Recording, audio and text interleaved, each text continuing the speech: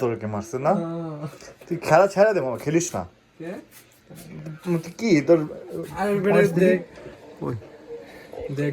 দেখি তোর পয়েন্টসে আল্লাহ 29 নাম্বার একদম লাস্টে। Welcome back to my channel everyone, I hope you guys are doing absolutely fine. So regular blog হচ্ছে। এখন আমার বলতে গেলে এই সেমিস্টারটা, অনলাইন সেমিস্টারটা পড়া বাদে সবই হচ্ছে, বিকজ অনলাইন সেমিস্টার মানে পড়তেও কেমন জানি লাগে। অনলাইন ক্লাস অন করে ঘুম দিয়ে দিই, পরে হয়তো রেকর্ডিং দেখে পড়তে বসি, এটাই আর কি। আর রেগুলার ব্লগ আবার হচ্ছে, আবার এখন গেমিং, ল্যাপটপ কেনার পর খালি গেমিংও করা হয় অনেক বেশি। সো হ্যাঁ, আজকে হচ্ছে সিএলসিবির টি শার্ট লাগিয়েছে। সিএলসিবিরই হচ্ছে বাংলাদেশে একটা কাউ লাভার্স কমিউনিটি আসলো। আমি 5-6 ইয়ার্স ধরে ওদের সাথে ছিলাম, ভালোই ছিল। So you can check them out, like সামনে কোরবানি আসতেছে, ওদের অনেক প্ল্যান থাকবে। সো আপনারা ওদের সাথে ঘুরতে পারবেন, বড় বড় হাট, তারপর ফার্মে যেতে পারবেন। ওয়াও, আজকেও অনেক সুন্দর ওয়েদার। তো কথা হচ্ছে, আর পিছিয়ে গাড়ি থাকলে আমি বেরোবো কীভাবে? সেই কোনো একটা ওয়ে খুঁজে নিব না।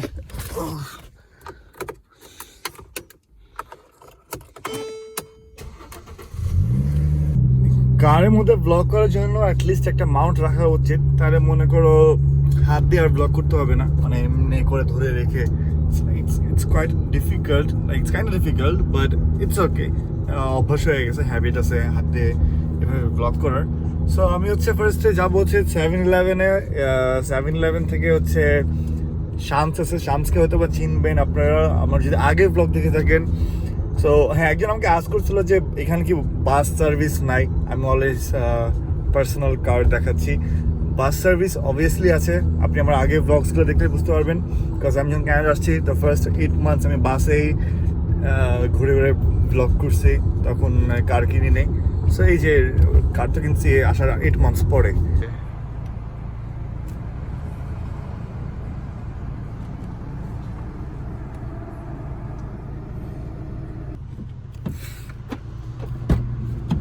কি অবস্থা?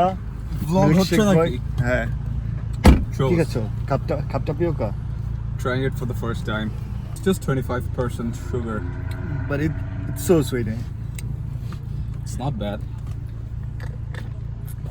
কমেন্ট ডাউন বিলো যদি রাফসানদার ছোট ভাইয়ের মতন আমিও ফুড রিভিউ শুরু করে দিই। দুইটা বিচি দেখা দাম বেশি। হ্যাঁ, দুইটা বিচি দেয়। বিচি ওই যে বলস টাইপের কিছু একটা থাকে না জুসের মধ্যে, তো সেই জিনিসটা কথা বলতেছে। So guys, let's go for the insurance. আমি এখনো কার ইন্স্যুরেন্স ছাড়া চালাচ্ছি। This is the $1 shop. এখানে সব কিছু আন্ডার $5 পাওয়া যায় ওই শপটাতে। Probably I'll make a video on that too. Like $1-এ কি পাবেন আপনি কানাডাতে। সো গাইস, আমরা চলে আসছি ন্যাশনাল ওয়েস্ট। ন্যাশনাল হচ্ছে অটোপ্যাকের এজেন্ট। অটোপ্যাক বা এমপিআই, যেটা ম্যানিটোবা পাবলিক ইন্স্যুরেন্স, ওরা হচ্ছে কার ইন্স্যুরেন্স, দেন ড্রাইভিং লাইসেন্স এইসব সাথে ডিল করে। সো গাইস, আমি আমার কার ইন্স্যুরেন্স দিয়েছি। আমার কার ইন্স্যুরেন্স হচ্ছে প্রতি মান্থে $234। জুম করে দেখাতে পারো, ওই যে যেমন দেখতে পাচ্ছেন $234। এটা হচ্ছে কারের ইন্স্যুরেন্স আমার কারের জন্য। সো আমার কার হচ্ছে 2012 ইয়ার। 2012-এ আমার বাসা যেমন একটা ফ্রেন্ডের কার আছে, মিৎসুবিশি ল্যান্সার আছে 2010-এর, আর হচ্ছে হোন্ডা সিভিকটা যেটা আছে সেটাও 2012-এ। ওদের হচ্ছে $215 দিতে হচ্ছে, because of the make and model. আর হচ্ছে আপনার ড্রাইভিং লাইসেন্সেরও হচ্ছে ডিমেরিটসের ব্যাপার আছে। আপনি যদি মাইনাসে থাকেন, এটা এফেক্ট করে আপনার ডিসকাউন্ট প্রাইসের উপর। এটা আপনার ড্রাইভিং লাইসেন্স রুলস অ্যান্ড রেগুলেশনে ওই ভিডিওটাতে দেখাবো।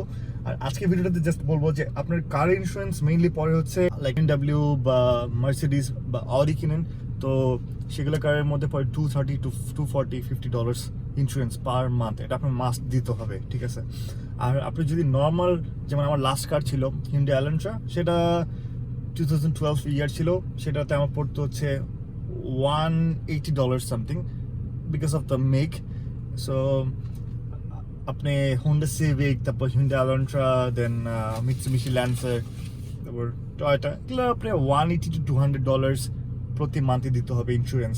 দেন হচ্ছে আপনি যদি আর কমে ইয়ারে যান 2001 2002, যেমন ফাহিমের গাড়িটা আপনি দেখছেন অনেকবার আমার ভ্লগে।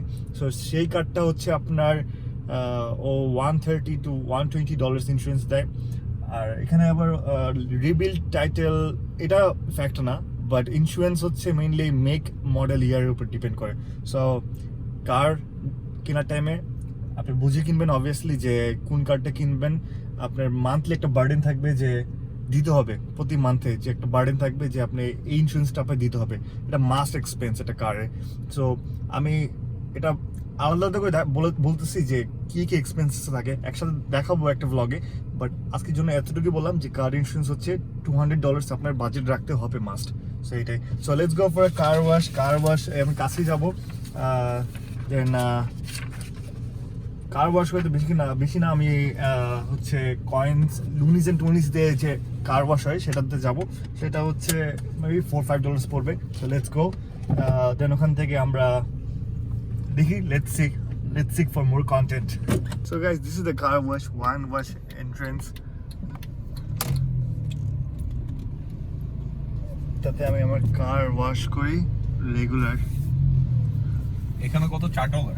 এখানে হ্যাঁ আমার $4 হয়ে যায়, মাঝে মাঝে $6 $8 লাগে, ডিপেন্ড করে। Bro, this is better. Obviously আর That নিজে one is just for lazy people. Lazy people plus. তো নিজের হাতে কার ওয়াশ করার মজাই আলাদা। সো কমেন্ট ডাউন বিলো যে কে নিজের হাতে কার ওয়াশ করো বা বাইক ওয়াশ করো। যেমন আমি বাংলাদেশে থাকতে নিজের হাতে কার ওয়াশ করতাম বা বাইক ওয়াশ করতাম এভরিডে। আমি আমার কোচিং থেকে এসে আমি সবার আগে আমি বাইকটা ওয়াশ করতাম। সো ইটস ফান, লাইক নিজের হাতে নিজে কার ওয়াশ করার তো মজাই আলাদা। আমি প্রতি 1 or 2 উইকসে কার ওয়াশ করাই এখানে এসে। সো কার ওয়াশের ব্যাপারটা এখানে হচ্ছে টার্টেল ওয়াশে দেওয়া হটথিংস হচ্ছে গরম পানি, soap, it has soap, home brush and all, and you can see এখানে সব ডিটেলসও দেওয়া আছে। অ্যান্ড ফার্স্টে আমরা ওয়াশটা করাবো। Let me get my coins. So $2 coins to start. Here we go.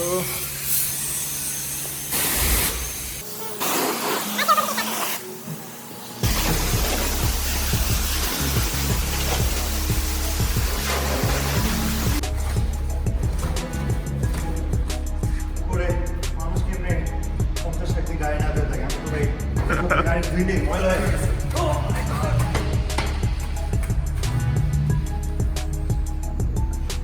আমি খুবই ফাঁকি মারি গাড়ি দিতে গেলে, কোনোরকম গাড়ি ধুয়ে মাথায় যায়।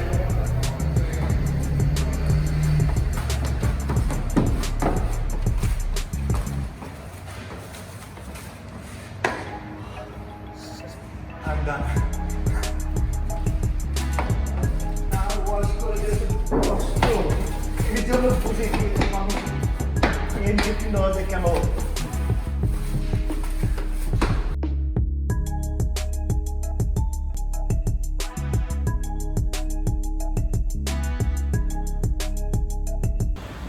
সো গাইজ কার ওয়াশ ডান। দেখেন কি ক্লিন, মাত্র $4 আমি পুরো কার এত নতুন বানায় ফেলছি। শোরুম কন্ডিশন, এখন যে শোরুমে সাজা রাখতে পারবো। স্টিল কিছু ময়লা আছে, but fair enough.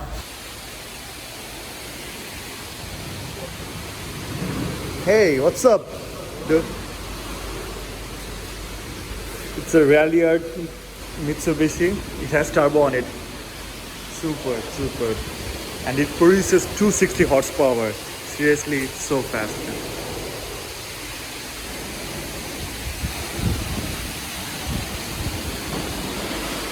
Bro, you're supposed to go to meetup. I didn't go to last week, bro. Like this week, the Manitoba Imports one. Yeah, like this week, right? Yeah. Are you going this week? You said you were coming, then I went there, there were like 20 cars maybe. Yeah, at that day raining. Yeah, it was raining. But still, like, it was fun. Next week? Okay, let's go. This week. So, let's give a little bit brave.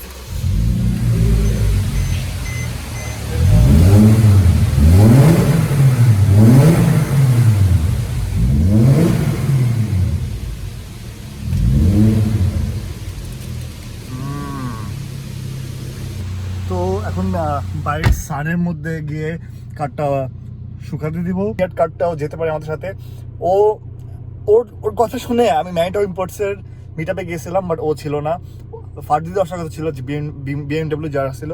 So next Saturday most probably আমি আবার blog করব। So আমরা সবাই আবার একসাথে যেতে পারি। It's gonna be fun, there gonna be lots of car. And thank you, আপনারা অনেকে সবাই সাপোর্ট করেছেন কারের ব্লগস নিয়ে। Thank you so much for that. So এইটাই আর কি, কিপ সাপোর্টিং নাভ ব্লগস। এইটাই আমার সাবস্ক্রাইবার বেস আমার যতটুকু আছে, আলহামদুলিল্লাহ আপনারা যারা আসেন সাথে, এইটাই এনাফ আমার জন্য। That's a limousine.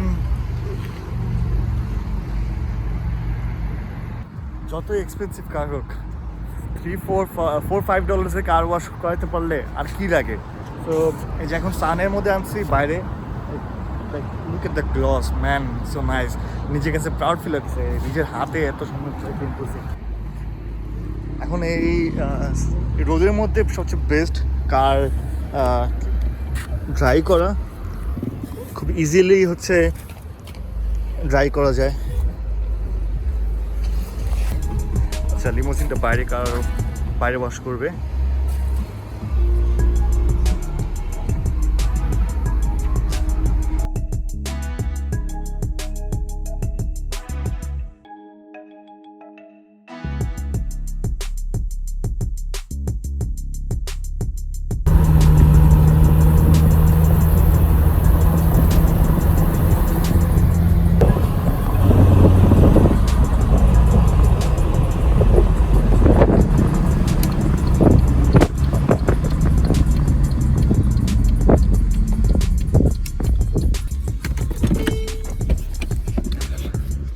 So guys, চলে আসলাম সেন্ট রবার্ট ব্রিজ।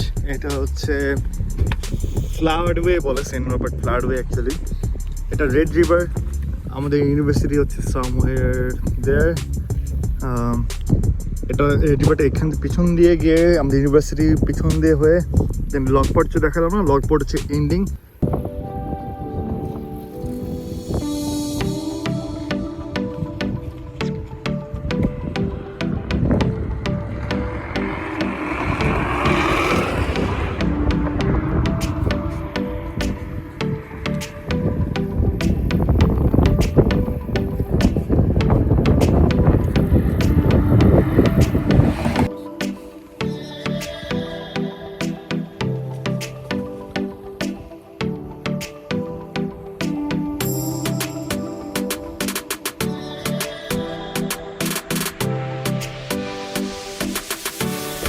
মনে হয় হ্যাঁ,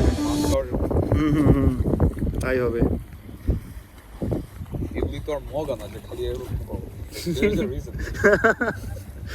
Obviously. দেখ গিয়ে মাথা ঢুকাই দিতেছে একদম। টার্গেট লক, এই যে একটা এক ধরলো। You need fishing license to do that, because fishing license ছাড়া আপনি মাছ এখানে ধরতে পারবেন না।